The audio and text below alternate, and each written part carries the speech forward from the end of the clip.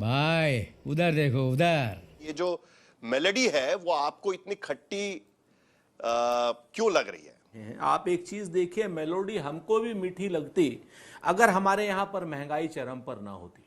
Melody हमको भी मीठी लगती अगर हमारे सामने आर्थिक तूफान हमारे सर पर नहीं होता, युवा डिप्रेशन में नहीं होता, नीट का पेपर कैंसिल या लीक नहीं हुआ होता, पेट्रोल के दाम नहीं बढ़े होते, रसोई गैस के दाम नहीं बढ़े होते, कॉमर्शियल सिलेंडर बढ़ा नहीं होता, दूध ब्रेड और बड़ा पाव के दाम नहीं बढ़े होते, ट्रांसपोर्टर अगर हड़ताल पर नहीं होते, तो हमें मेलोडी मीठी लगती। हमें मेलोडी तब भी मीठी लगती, मैं आपको बताऊं, वो मेलोनी साहिबा को देते अगर दुनिया की 100 बड़ी कंपनियों में पहले जहां हमारी 10-10 कंपनियां बड़ी क्या नाम दुनिया की कंपनियों में वो होती थी, आज वो भी हमारे सामने नहीं है कि एक भी कंपनी दुनिया की 100 बड़ी कंपनियों में हमारी कंपनी नहीं है। इसलिए हमें मेलोडी कड़वी भी लग रही है, मेलोडी जो है खट्टी भी लग रही है। राहुल गांधी जी और उनकी पार्टी के सभी नेताओं के मन में इतनी कड़वाहट भर चुकी है कि मेलोडी क्या, कोई भी मीठी से मीठी चीज आप उनको खिलाएंगे उनको मीठी लग नहीं सकती। शायद हार की निताशा है, जनता का बार बार नकारा जाना है, मन की कड़वाहट है जो इस प्रकार की बातें आज निकल करके आ रही है। आज की डेट में आप भ्रष्टाचारी आर्थिक नीतियों का दुष्प्रभाव देखिए। आपके सामने है कि क्या नाम कृषि औद्योगिक उत्पादन बुरी तरीके से प्रभावित हो रहा है, भारत का शेयर मार्केट नीचे जा रहा है, बैंक नीचे जा रहा है, बीमा नीचे जा रहा है, मार्केटिंग नीचे जा रही है, मैनेजमेंट नीचे जा रही है, सॉफ्टवेयर कंपनियां, ट्रांसपोर्टर, एमएसएमई और एफएमसीजी सारी कंपनियों के जो शेयर है वो सारी की सारी चीजें जब अगर नीचे जाएंगी तो मेलोडी हमें तो कड़वी लगेगी। नरेंद्र मोदी जी को मेलोडी इसलिए मीठी लग सकती है कि नरेंद्र मोदी जी अपने क्रॉनी कैपिटलिस्ट मित्रों के साथ में कभी नॉर्वे में जाते हैं तो वहां पर क्या नाम लोग कहते हैं कि उनको पेंशन फंड से रिलीफ दिलाने के लिए जाते हैं, कभी जो है यूएस ट्रेड डील होती है तो यह बताया जाता है कि साहब अडानी के केस वापस लेने के लिए अपमानजनक यूएस ट्रेड डील की गई है। तो मेलोडी, अगर मेलोडी आपको मीठी लगे या भाजपा को मीठी लगे, देश के प्रतिपक्ष को और देश की जनता को तो मेलोडी इस वक्त कड़वी लग रही है। तो लेने के देने पड़ गए। आर्थिक तूफान सर पर है और हमारे प्रधानमंत्री इटली में टॉफी बांट रहे हैं। किसान, युवा, महिलाएं, मजदूर और छोटे व्यापारी सब रो रहे हैं, प्रधानमंत्री हंसकर रील बना रहे हैं और बीजेपी वाले ताली बजा रहे हैं। राहुल गांधी क्या चाहते हैं? भारत कोई रिश्ते ना बनाए, भारत कोई जाकर के संबंध ना बनाए, भारत को स्ट्रेटेजी। हम इटली के साथ स्पेशल स्ट्रेटेजिक पार्टनरशिप करने जा रहे हैं। हम इटली के साथ हमारी India, middle east, Europe strategic corridor की बात कर रहे हैं। हम इटली के साथ 20 बिलियन यूरो के ट्रेड को ले जाने की बात कर रहे हैं। आज वो 14 बिलियन यूरो पर है। ये बड़ी चीजें हैं देश के लिए। राहुल गांधी की इच्छा क्या है? मुझे तो कुछ आता नहीं, कोई और कुछ करे नहीं। जहां पूरी दुनिया के अंदर 50%, 60%, 70%, 80% प्राइसेस को बढ़ा दिया गया हो, वहां भारत जितना रिस्ट्रेन कर पा रहा है, जितना कंज्यूमर को बचा पा रहा है, देश के लोगों तक बर्डन को पास ऑन नहीं कर पा रहा है, 3%, 4% हमने बढ़ाया हो, वो भारत की आर्थिक ताकत को दिखाता है। जहां पूरी दुनिया और खासकर इनके समय में यूपीए वाले तो अच्छे से जानते हैं, आज $700 बिलियन का फॉरेन एक्सचेंज हमारे पास है, तो ये भारत की ताकत है। ये यूपीए समय का नहीं है जहां 300 को भी क्रॉस नहीं कर, पेट्रोलियम रिजर्व नहीं था। जो भी बोल सकते हैं सब झूठ बोलो। दो चीजें बड़ी स्पष्ट हैं।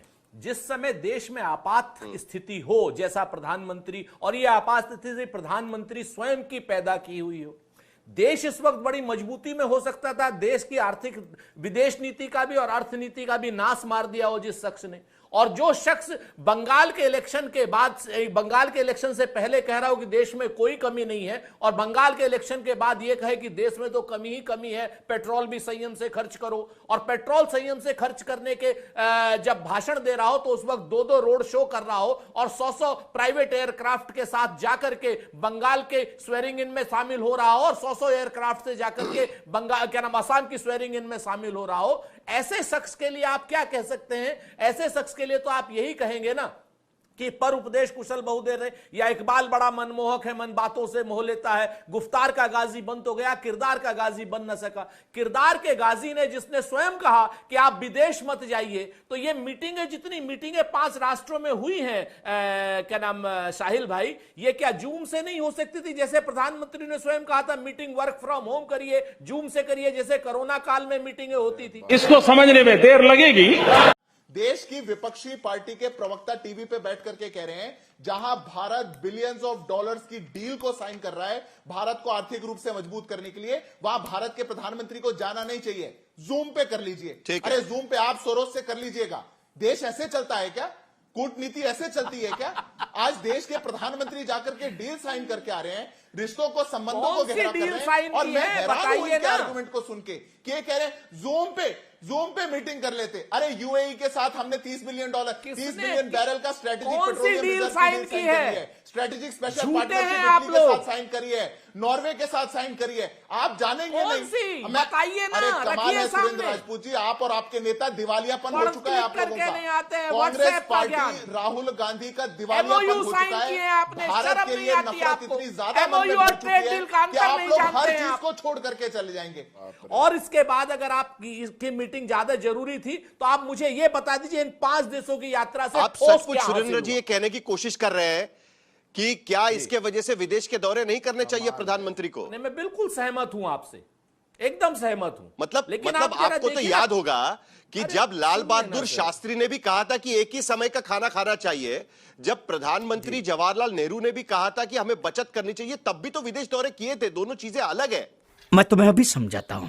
प्रधानमंत्री लाल बहादुर शास्त्री ने जब कहा था कि एक समय खाना खाना चाहिए, तो प्रधानमंत्री लाल बहादुर शास्त्री ने स्वयं एक समय का खाना छोड़ा था। नंबर 1। नंबर 2, जब जवाहरलाल नेहरू जी ने कहा था कि कोरिया युद्ध की वजह से हिंदुस्तान की अर्थव्यवस्था पर और महंगाई पर फर्क पड़ेगा, तब ये जो बहुत ज्ञानवान प्रधानमंत्री और ज्ञानवान भारतीय जनता पार्टी ये कह रही थी कि बताइए कोरिया युद्ध से हिंदुस्तान का क्या मतलब है। ये देश को जो भ्रमित करने की परिस्थितियां भारतीय जनता पार्टी पैदा करती है, इससे हम बचने की बात करते हैं, बचने की सलाह देते। 2013 के अंदर पी चिदम्बरम ने आकर के, मनमोहन सिंह जी ने आकर के बोला कि सोना मत खरीदिए, पेट्रोल डीजल को कम इस्तेमाल करिए। कौन सा युद्ध चल रहा था? और आज 4% से नीचे हमारी इन्फ्लेशन, और हम promising economy, world fastest growing economy world bank बोल रहा है, तब इनको आर्थिक संकट है, देश की ऐसा हो गया वैसा हो गया। लेकिन एक सेकंड, विपक्ष तो महंगाई को लेकर तो सवाल पूछ रहा है ना, और महंगाई पे ही बात कर रहा है वो, तो इनके लिए तो एक बड़ी अच्छी लाइनें इनके लिए सूट करती हैं। धीरे धीरे महंगाई को बढ़ाना है, हद से गुजर जाना है, ऐसी जिंदगी होगी ना हंसी खुशी होगी, इतना दर्द दूंगा जनता को यहाँ, तेल पानी कम होगा, चारों तरफ गम होगा, झूठ की बारिश होगी झोली खाली यहाँ। झूठ की बारिश, ये झूठ की बारिश कर रहे हैं इनकी, और जनता की झोली खाली है, इनको कोई चिंता नहीं है। और चिंता करो तो ये बातें करते, महंगाई पे बात करो तो इनका मुंह एकदम सूखने लगता है, फिर चले जाएंगे 1970 में, 1940 में। अरे प्रभु, महंगाई की बात विपक्ष कर रहा था आपसे जब आप चुनाव लड़ रहे थे पश्चिम बंगाल में, तमिलनाडु में, जब आप चुनाव लड़ रहे थे असम में, तो विपक्ष आपसे कह रहा था कि जिस तरह ईरान का वॉर चल रहा है, यहाँ पे तेल डीजल महंगा होगा, विपक्ष बोल रहा था, तो आप क्या बोल रहे थे? क्या बढ़ा क्या? और कुछ एंकर मुझे ऐसे बोलते थे, बताइए अनुराग भदौरिया जी, आप बताइए तेल का दाम बढ़ा क्या, तेल का दाम बढ़ा क्या? चुनाव में चैलेंज करते थे, तब मैं कहता था तेल का दाम बढ़ेगा, बढ़ा ना? अरे बोलना कुछ तो बोल। आज क्या है? आज कहां भाग गए वो लोग? वो पत्रकार आप दिखाई नहीं पड़ते, मैं उनसे पूछता हूं भाई, तब तो चैलेंज करते थे। आज तेल डीजल सभी का दाम बढ़ा ना, जिससे सीएनजी का दाम बढ़ा ना, एलपीजी का दाम बढ़ा ना, लोग परेशानी से जूझ रहे हैं, इसमें ये बात नहीं करना चाहते, ये मुद्दों को भटकाना चाहते हैं, ये मुद्दों को ले जाएंगे पता कहां पे? अभी मैं कल परसों देख रहा था, कभी नमाज पे चर्चा करवा रहे हैं ये बीजेपी वाले, कभी धर्म के नाम पे चर्चा करवा रहे हैं। अरे लोगों के घर में चूल्हे बंद हो गए, लोगों का रोजगार छिन गया, तनख्वाह बढ़ी नहीं, आपने तनख्वाह उनकी बढ़ाई नहीं, उनकी डेली मजदूरी बढ़ी नहीं, लेकिन उनकी महंगाई बढ़ गई। वो कैसे जिएंगे बताइए? 10 रुपए की चाय 20 रुपए में बिकेगी तो कैसे चाय पिएंगे? आप बता दीजिए मुझे। तो आपको लगता है कि सरकार इसके लिए जिम्मेदार है? जो खाड़ी देश में युद्ध चल रहा है वो जिम्मेदार नहीं है?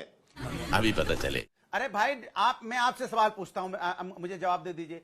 क्या रुपया कमजोर है ये यहाँ पे जब से युद्ध हुआ तब से हुआ है क्या? रुपए एक साल में 12% गिर चुका है।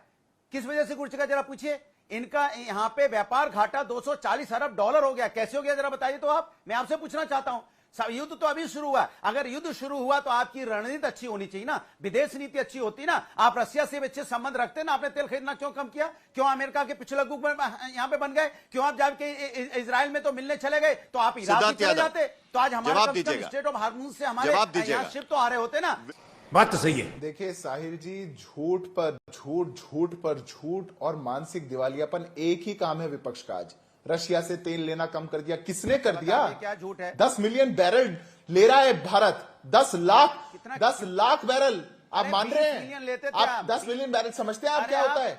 आप 20 लाख बैरल लेते थे, आप 10 लाख पे आ गए थे, कि फिर जब 8 झूठ पे आ बोलने गए थे, आप लगेंगे, भूल गए, एक झूठ मत नैरेटिव बोलिए बनाने जनता को। लगे। मैं आपके बीच में आप नहीं बोला 20 था। लाख मैं बैरल आपके ले बीच- रहे थे, आप झूठ अरे क्यों मैं बोल रहे हैं? आपके आपने बीच में घटा नहीं के सुन बोला। लीजिए, दिया उसको, सुन लीजिए, ज़्यादा भदौरिया जी सुन सुन रहे लीजिए, हैं। वो जवाब दे रहे हैं। मैं आपके बीच वो में जवाब बोला दे रहे हैं, था। सुन लीजिए। मैं आपके बीच में आप बोला था। सवाल उठाइए, लेकिन जवाब दे रहे हैं वो सुन लीजिए पहले, प्लीज। अमेरिका के पीछे घूम रहे थे, अमेरिका के पीछे लोग लगे थे। ये एक वैश्विक संकट है, पूरी दुनिया पर इस संकट का समान प्रभाव है। ये भारत द्वारा उत्पन्न किया हुआ संकट नहीं। अगर इनकी बात को हम मान लें कि चलिए अभी वैश्विक समस्या है, तो इनसे पूछिए जब गेल का इन्होंने हिस्सेदारी बेची थी, LIC की हिस्सेदारी बेची थी, कोल की हिस्सेदारी कोल इंडिया की बेची थी, NTPC की बेची थी, ONGC की बेची थी, तब कौन सी देश में आफत थी जो आपने उनकी हिस्सेदारी बेची थी? सवाल तो ये उठता है। तो उसके तो कोई जवाब आप देंगे नहीं। दूसरी बात, अरे कहां मत बोलिए, पोल खोल रहा हूं तो सुन लीजिए। आप बताइए, मैं आपसे पूछना चाहता हूं, देश के अंदर में जब से आपकी कोई सरकार मुद्दा आई नहीं, है, कोई जब लेना से नहीं, कोई डीजल देना पेट्रोल नहीं, के दाम कोई लगातार अंडरस्टैंडिंग बढ़ते चले नहीं, जा कुछ रहे हैं। भी 100 रुपए बोलेंगे। इसके पहले भी हुआ था वैश्विक, अभी तो युद्ध हुआ, इसके पहले भी 100 रुपए डीजल पेट्रोल गया था, तब आपने क्यों बढ़ाया था? जरा बता दीजिए मुझे, आपसे पूछना चाहता हूं। और उस समय 2016, 2017, 2018, 2020 में, 2022 में बीच में 52 रुपए यहाँ पे डॉलर प्रति बैरल भी था, यहाँ पे 42 रुपए भी था, 44 भी था। तब तो कंपनियां फायदा उठा रही थी, तब तो कंपनियां जब फायदा उठा रही थी तो आपने जनता को लाभ नहीं दिया, आपने डीजल पेट्रोल सस्ता नहीं किया था, तब कंपनियां लाभ कमा रही थी। आज कंपनी को थोड़ा नुकसान हुआ है तो आप कह रहे हो कंपनी को नुकसान हो रहा है। आपको कंपनी की चिंता रहती है, आम जनता की चिंता नहीं रहती है। गजब टू विवाद आदमी।